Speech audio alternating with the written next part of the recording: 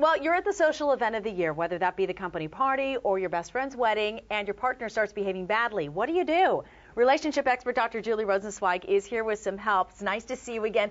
And I hear you giggling a little bit. And I think that's because we've all been there at one point or another. I think you'll agree. So let's start with the first problem, which is when your partner is drinking too much. That can be a big issue. It can be, and perhaps you've had an incident before with him, or there's some history there, so you want to speak to it between the last incident and before you're walking out the door, and make a plan. Say, could you kind of watch it tonight, because this is really an important event. But in the event that he's not kind of living up to his end of the agreement, give him one warning. You don't have to be his keeper, but then make your exit plan if you need to. Perhaps he needs to get a different ride home than you do. Oops. Because you need to do something to really draw his attention to that it's unacceptable behavior. Yeah, that is very important.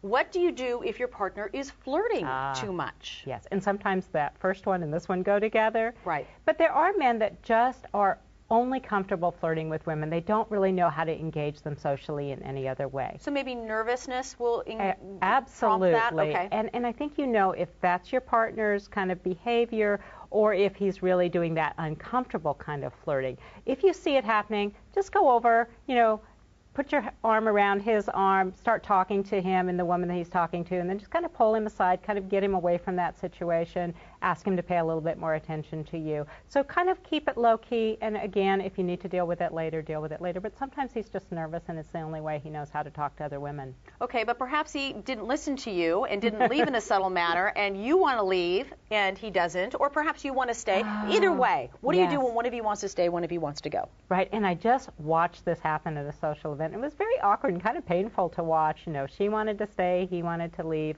Again, make the agreement ahead of time. And sometimes if it's your group of friends, oftentimes you'll want to stay, he'll want to leave early, and vice versa. So just work it out ahead of time.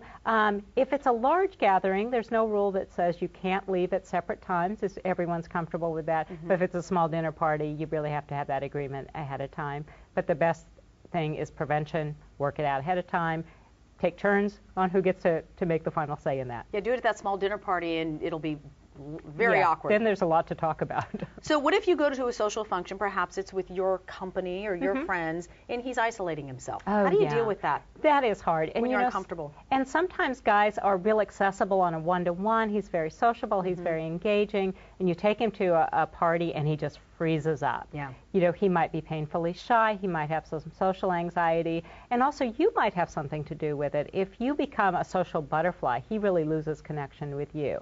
So the best thing to do is not over worry about it. Go in and check on him once in a while if he's by himself, make sure he's having a good time, and then be sure to have your own social events with just one other couple or maybe two other couples, and make sure that he has a specific role at those events, and he'll get more comfortable in social situations. Good idea. And the final thing I wanted to ask you about, what if your partner is making rude comments at a gathering? And I think this is the worst, and quite frankly, I don't know how women put up with it when that happens, because it's embarrassing for everyone that he's making a comment about you at your expense or about someone else, and I think that's just intolerable. I think what generally happens is when it's over, you tell him how embarrassing it was. He says you're overreacting, you're oversensitive. And what you can say, well, the next time that happens, dear, I'm going to leave on the spot because it's just intolerable and you need to learn not to do it. So you have to sometimes hit these behaviors real hard and really make a statement. Otherwise, you become a part of the problem as well. Really good information, and as I said in the beginning, it's something I think all of us have encountered on one level or another. So thank you so much for helping us out, Julie. Always You're very nice to welcome. See you. This has been BetterTV.com. For more stories like the one you just saw, catch the weekday television program Better, your source for styles, trends, relationships, beauty, fitness, and other stories that will help make your day better. Check local TV listings to see if Better airs in your city. Thanks for watching.